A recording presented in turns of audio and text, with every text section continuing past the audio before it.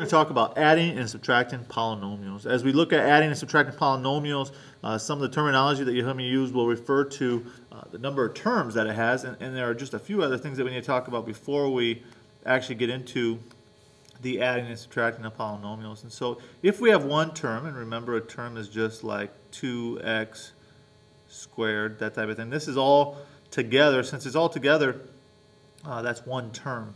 If you have one term, that's called a monomial. If we would put something else in there, it's like, so maybe we go 2x squared plus 3x. Well, it's separated by addition here. This is one term here. This is another term here. So this has a total of two terms. That's called a binomial. And then we put something else on there, like plus 4. That's going to have three terms there. One term, two term, three terms. And so that's going to be a trinomial.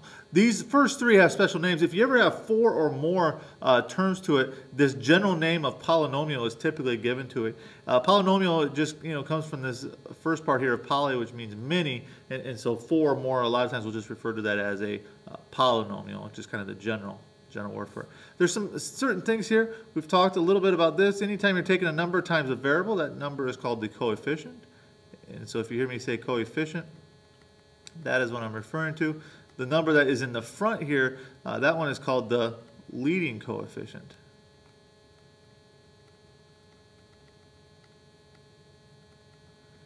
Now, there is a certain number that needs to go in front as far as a certain value that needs to go in front, and it's the one that has the highest exponent. Whatever the highest exponent is, that one needs to go first, and then we work our way down.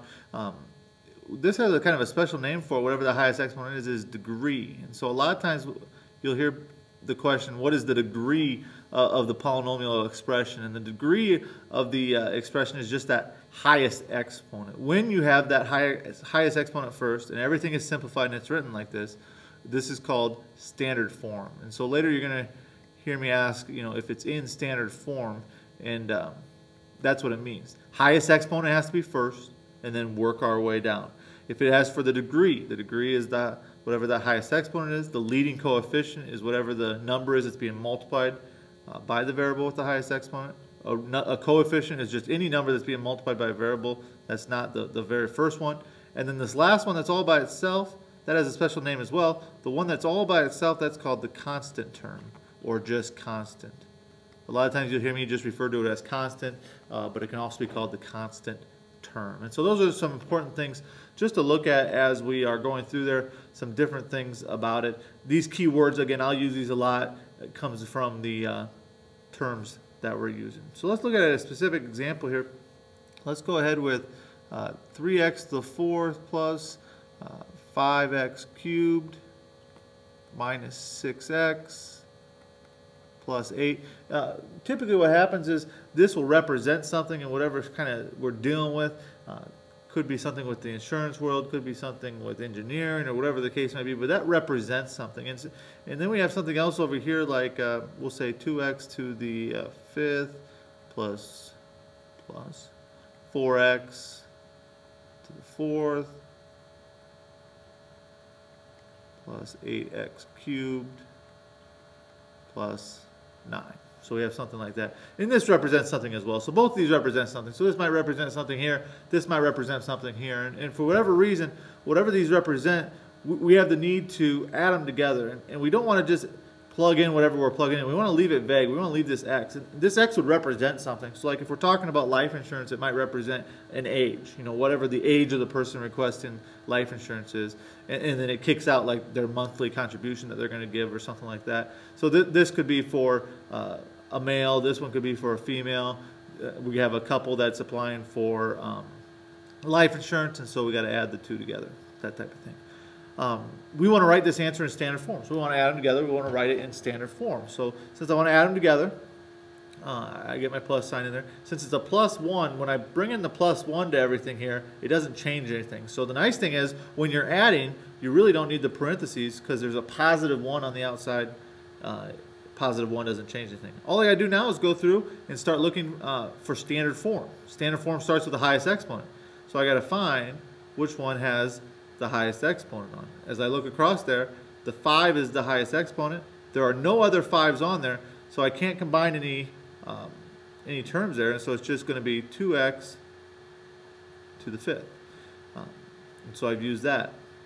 Now I have the x to the fourth here. I have 3x to the fourth here, plus, I always look slightly to the left, plus I have 4x to the fourth here. So total there, I have 7x to the fourth, and it's positive. Because it's positive, I put my plus sign. So I've used the x to the fourth. Now I go through, I have some x cubes. So 5, 4, now I'm looking for 3's. Positive 5, again, look slightly to the left, positive 5. And then we come over here, plus 8x cubed. So positive 5 plus 8x cubed, that's going to be 13. So it's plus 13x cubed. Next one is 2. So we look if there are any 2's. There are no 2's. So since there are no 2's, I go on to the exponent of 1. Here's an exponent of 1 here. There are no other ones. Be careful here. A lot of people will just put plus 6x. Always look slightly to the left. Minus 6x. And then finally, I got plus 9 here and plus 8 here. Plus 8 plus 9, that's going to be plus 17. So always got to look slightly to the left. Want to work our way down. 5, 4, 3. There was no 2, so that's fine. Not there. 1. And then the constant at the end.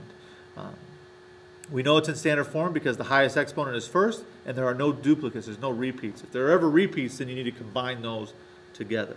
And so that is adding.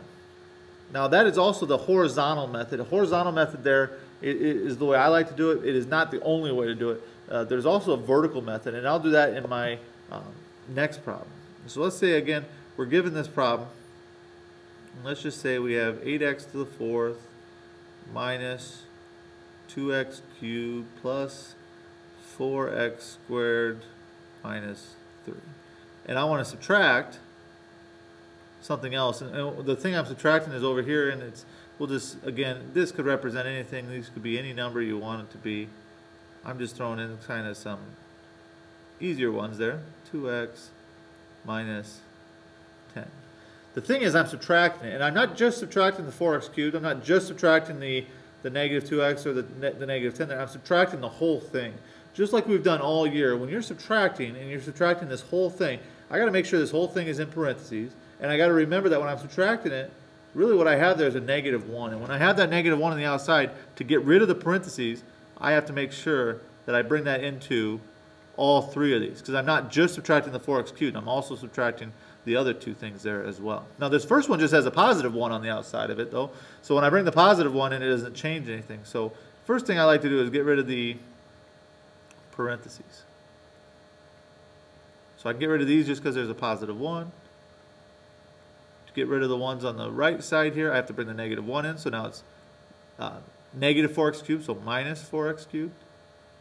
I have negative 1 times negative 2, that's plus 2x, and I have negative 1 times negative 10, that's plus 10. So now that I have the minus brought in there, you can still go to a new method. The other method of doing this is the vertical method, and the vertical method involves leaving gaps where you're missing anything. So once I start with the 4 there, 4, 3, 2, but then I got to leave a gap for the x, or some people like to put zeros there. And what they do is they go vertical. Now, it's actually an addition problem here, but I'm going to start using negative 4x cubed. So that goes where the cubed is. So negative 4x cubed. We have plus 2x. That goes where the x is, so plus 2x. And we have plus 10, so that goes here. And so what they do is they put them in columns so that they got it all lined up. And so they know they got the biggest one off to the left, and they just work their way down there. And so I have 8x to the fourth here.